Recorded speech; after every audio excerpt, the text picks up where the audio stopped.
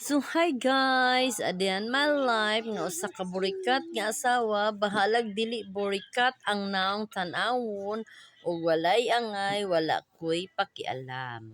Basta kay ang ako happy ko sa akong life. Charis. So karon diha guys is maglimpyo ta sa atong baktin kay baho na siya og anso. Ang taya na is ako na siyang gidaspan kay aron di siya manimaho og ako nang giabuno sa rambutan. Kay ang tai sa baktin pang-ambuno na sa mga tanom.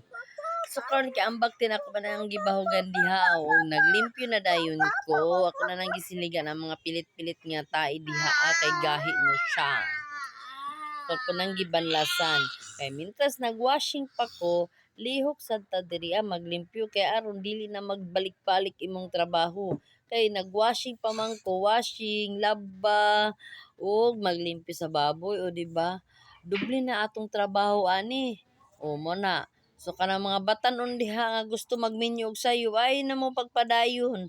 Kay luoy ra kaayo mo. Kay inyong trabaho mao ra gyud para sa kuha. Nakahuman kog eskwela pero mara ra kog katabang, 'di ba? O, 'di ba? So karon guys kay wala naman ko nain may istorya so mao ra to. Ug salamat sa pagtan-aw, salamat sa pagbasa ako Bye-bye. Ang akong anak diri nga samukan, ha? 'Di ba?